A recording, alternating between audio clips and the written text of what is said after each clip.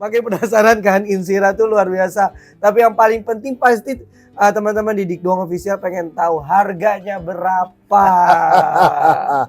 Katanya bukan pemakaman mewah nih, emang Betul. berapa sih? Rate-nya tuh berapa? Jadi spill sekarang nggak Boleh, apa-apa, boleh. Siap. Jadi gini, harga Insira sekarang ini tadi ya, misi kita adalah ingin menyediakan makam yang layak, yang itu lebih terjangkau bagi semuanya. Ya mohon maaf, kalau misal kita lihat yang ada sekarang gitu ya, yang lainnya itu untuk yang tipe single itu ya, itu mulai tuh 60 sampai 80 jutaan Bang. Bahkan kalau untuk yang tipe family yang tipe paling tinggi itu bahkan bisa sampai di atas 3 miliar. Lihat gambarnya. Ya ampun, sampai segitu. Nah kalau di Insira seperti apa? Nah Insira ini alhamdulillah untuk yang tipe single seperti ini ya, rekan-rekan semuanya itu hanya di 19.900.000. Lalu ya untuk pembelian unit kedua berlaku kelipatannya itu mendapat cashback 10 juta jadi hanya 9.900.000. Kalau beli dua berlaku kelipatannya. Jadi misal kalau beli dua, yang satu harga 19.900, yang kedua 9.900.000. Terus kalau beli 4, yang ketiga harga normal 19.900, yang keempat 9.900.000. Terus seperti itu. Dan itu sudah termasuk biaya perawatan 101 tahun. 101 tahun. Kemarin saya dengar 100 tahun, sekarang ditambahin lagi. Jadi ini udah plus biaya perawatan 101 tahun. Tapi 19.900.000 itu udah bersih tuh. Ya, jadi itu sudah. Dapat surat? Sudah. Jadi itu sudah bisa menggunakan makam itu, sudah termasuk biaya perawatan. Nah, yang belum include di situ, Bang Ukat, itu adalah biaya prosesinya. Oh, yang belum tuh include biaya prosesi. Nah, biaya prosesi ini bisa apakah dibayarkan sekarang gitu ya, ataukah nanti pada saat akan digunakan. Itu opsional. Oke. Yang dimana biaya prosesi itu juga sudah termasuk nisan. Termasuk nisan. Batu nisan. Jadi batu nisan itu mohon maaf, ini hanya diperbolehkan dari Insira Memorial Park. Supaya apa? Supaya terstandarkan. Supaya tadi menghindari unsur tabzir dan israf.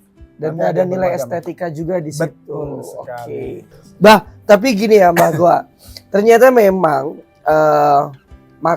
kuburan ini atau makam ini ada satu hal yang memang banyak terlupakan. Karena nganggapnya orang sudah meninggal sudah saja.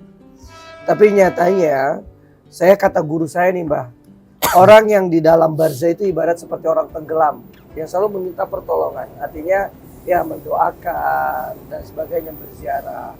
Nah, Mbah Gua sendiri gimana sih? Saya pengen tahu dong makna makam menurut Mbah Gua itu seperti apa? Ada artis namanya, maaf ya, almarhum Mbah Susana ya. Selagi hidup, selagi populer dia udah nyiapin nisannya. Kita kan pikir-pikir kok dia mendahului kehendak Allah gitu. Tapi katanya orang yang hidup mengingat mati itu adalah secerdas-cerdasnya orang cerdas gitu. Jadi kan ini masalah ilmu aja yang belum mumpuni atau ngajinya yang kurang jauh gitu ya. Jadi bagi saya sih nih banyak inspirasi, lagi raksasa kayak gini, ntar matinya gimana? Hidup aja dia resah ya. Gimana kalau matinya? Jadi sementara sebagian orang yakin bahwa surga itu ada di dunia. Sebagian orang ya, bahkan ada guru agama yang mengatakan dari agama lain, orang yang paling zalim itu adalah orang yang menjual neraka dan surga gitu kan. Makanya dia benar-benar terbaiklah hidup selagi hidup ini di bumi ini. Makanya ini ada penawaran ya, dari Mas Nugi ya. Penawaran ya. Ya kita harus punya jarak pandang. Kalau sudut pandang kan versi kita.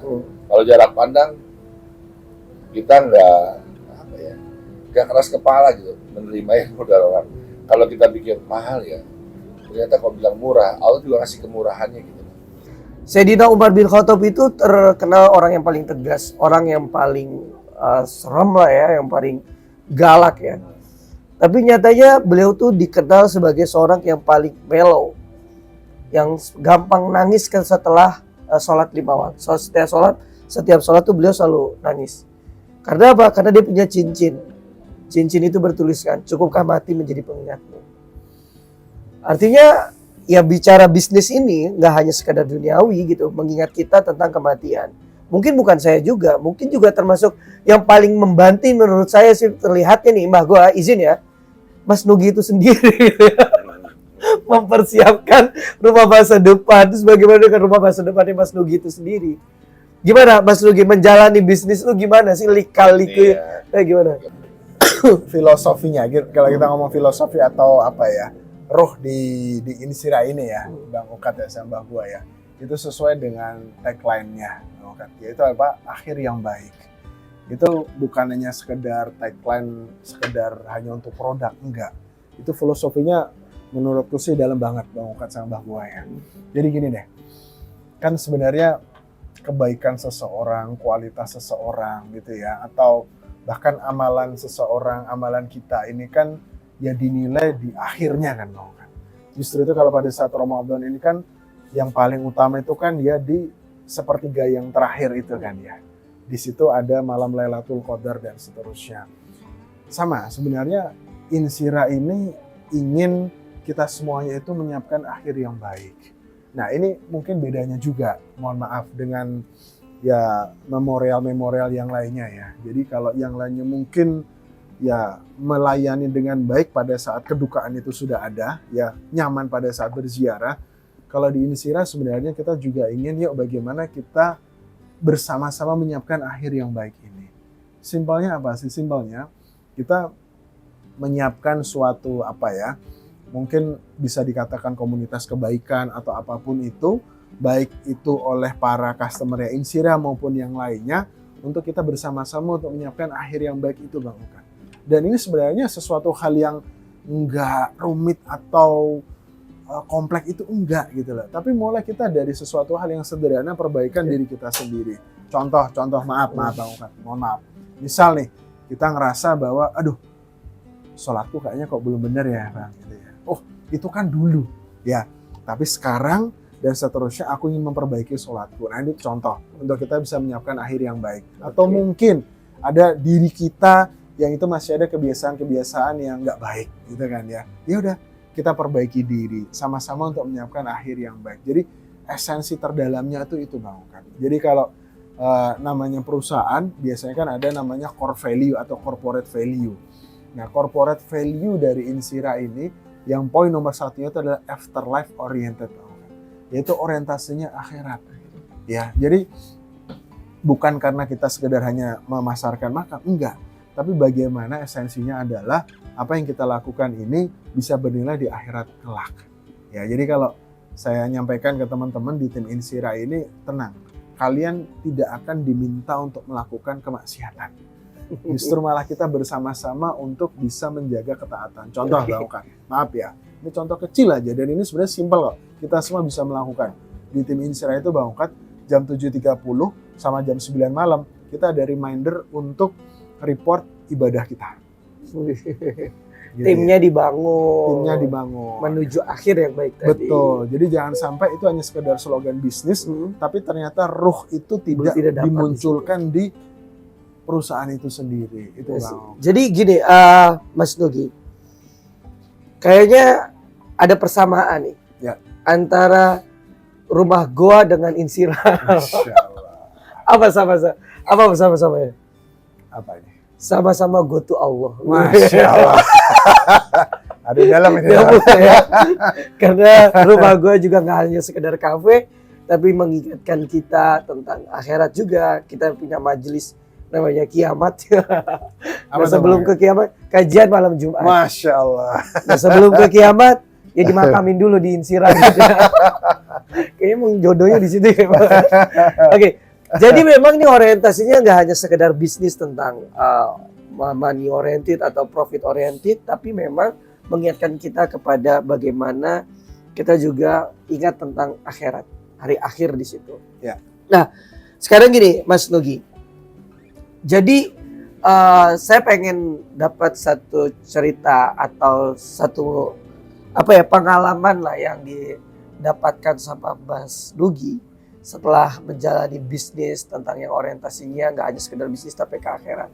Ada nggak sih cerita yang memang menyentuh gitu loh selama memasarkan ini, terus jadi ada sesuatu hal yang didapatkan gitu loh, pelajaran yang didapatkan sama Mas Nugi? Siap. Oke, ini flashback ya cukup jauh ya, jauh kan ya. Jadi sekitar 15 tahun yang lalu lah. Jadi di sekitar bulan November 2010 ya, 15 tahun yang lalu itu bisa dikatakan kalau dalam karir ya apakah itu bisnis atau apapun juga itu menjadi titik terendahku Bang Okan pada saat itu ya. Yang dimana Allah itu benar-benar ya kayak menarik semua kenikmatan yang ada pada saat itu sampai benar-benar pada saat itu Bang Okan ya, cerita dikit, uang di kantong itu cuma ada 2.000 rupiah Bang.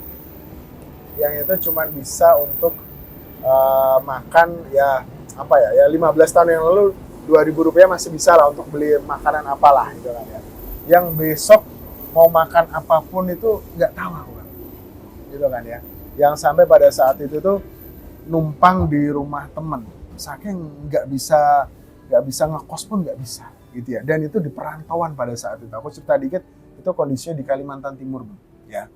Yang sebenarnya pada saat itu profesiku sebagai seorang ASN gitu ya, aparatur sipil negara, terus kemudian akhirnya memutuskan untuk resign gitu ya. Bisnis, dan ternyata bisnis yang digadang-gadang itu nggak sebagaimana mestinya. Pada saat itu apakah bertanya atau dalam tanda kutip apa ya sedikit protes ke Allah? Iya Bang gitu ya. Kenapa ya kok segininya gitu kan ya. Namun ternyata itu ada skenario Allah yang maha indah di situ Bang. Jadi pada saat itu ya cerita aja, sebelum November 2010 itu ketika aku jalanin bisnis itu, dulu prinsipnya itu bisa dikatakan 3H Bang Okan. Halal, haram, hantam Bang Okan. Halal, haram, hantam. Gitu ya, nggak peduli apapun itu gitu kan ya. Udahlah, mohon maaf, mau riba, mau enggak, pokoknya hajar semuanya. Di titik itu ternyata Allah ingin membersihkan, menurutku banget. Ya, terus kemudian dipertemukan dengan orang-orang yang baik, yang ngajarin, oh ini loh bisnis yang semestinya itu seperti ini, ada loh aturannya ya, yang nggak sembarangan semuanya diterabas dan seterusnya. Allah ternyata mengaturkan itu Bang Okan, itu kan ya. Dan di situ muncul why, tujuan, kenapa ini bisnis ya. Kalau bisnis hanya sekedar bisnis, ya hanya untuk sekedar tujuannya untuk kaya, di luar sana banyak yang lebih jauh lebih kaya Bang Okan. Tapi ketika kita niatkan, ketika kita bisnis ini bisa menginspirasi seseorang kepada kebaikan ya, bahkan juga bisa mengingatkan orang kepada sesuatu kehidupan yang nanti pasti akan kita jalani, wah itu menurutku jauh lebih bermakna. Nah akhirnya dari situ ya kita masuk ke beberapa bisnis, termasuk bisnis properti yang kita jalan pun ya mohon maaf, yang kita upayakan memang bisa sesuai dengan aturan yang Allah tetapin. Terus at the end mikir, akhirnya dari semua ini apa sih Bang Okan? Kan ini hanyalah dunia kan Bang Okan. At the end ini apa gitu kan ya. Apa sih kira-kira bisnis yang itu bisa menjadi bagian fardu kifayah, plus juga bisa mengingatkan kita kepada sesuatu yang pasti akan kita hadapin. Sebenarnya gini Bang Okan, mohon maaf. Kalau misal aku bisnis sesuatu hal yang biasa-biasa saja atau bahkan jurus kepada kemaksiatan, terus kemudian aku bermaksiat, mungkin biasa gitu ya. Karena emang ya sefrekuensi lah. Tapi kalau sampai mohon maaf udah masuk ke bisnis yang ini untuk tadi apa rumah masa depan, sampai dari situ bermaksiat, harus bisnis apa lagi Bang untuk bisa mengingatkan kepada Allah? Luar biasa. Luar biasa. Ada histori yang luar biasa di situ ya. Ya ini yang telah kita terlupakan. Padahal kullu nafsin za'iqatul maut. Kita semua yang bernapas pasti akan mati. Tinggal bagaimana kita mempersiapkan itu. Apa salahnya juga mempersiapkan dari sekarang ya? Betul. Selama kita masih sehat. Betul. Kan gak ada tandanya, lu seminggu lagi bakal meninggal. Gitu, baru nyicil gitu apa ya. Dan ini bisa dicicil ya? Bisa. Oh bisa dicicil juga. Itu yang terpenting. Cicilannya gimana? Daripada dijelasin ini, tanya aja langsung ke kontaknya di Insira Memorial Park. Oke, di Instagramnya jangan lupa di follow ya. Kalian bisa tanya-tanya di situ. Untuk masalah cicilan-cicilan, masalah cicilan dong. Oke, Mas Nugi luar biasa ya. Bisnis ini juga menginspirasi, artinya Saya juga akhirnya berpikir, ya memang sekarang saya bisa ketawa ke TV di sini, bisa menjalani hidup dengan keluarga dan sebagainya, tapi ujung-ujungnya dikuburin sendiri. Boleh Mas Nugi ada ingin yang disampaikan untuk closing statement? Ya, apapun kondisi kita di masa lalu, apapun kondisi kita di masa kini, yakinlah kita semuanya ini memiliki kesempatan yang sama untuk bersama-sama menyiapkan akhir yang baik. Ya, jadi akhir yang baik ini bisa kita siapkan semuanya, terutama diri kita sendiri. Ya, kita bersama-sama menyiapkan ketika kita nanti dipanggil Allah, itu adalah dalam kondisi keimanan kita yang terbaik. Ya, ketika kita nanti dipanggil Allah, itu pada saat Allah ridho dengan kita. Jadi sekali lagi, yuk kita bersama-sama untuk bisa menyiapkan akhir yang baik. Terima kasih luar biasa, tepuk tangan dulu dong buat PT Insipra Memorial Internasional. Terima kasih Mas Nugi sudah berbagi inspirasinya di Selasa Rupa. Dan teman-teman yang ada di Dik Doang Official, kalian juga bisa tonton terus tayangan ini di Instagramnya Dik Doang Official. Jangan lupa di-share ke sahabat-sahabat yang pengen tahu tentang rumah masa depan. Pada sejatinya kita dikuburin sendiri.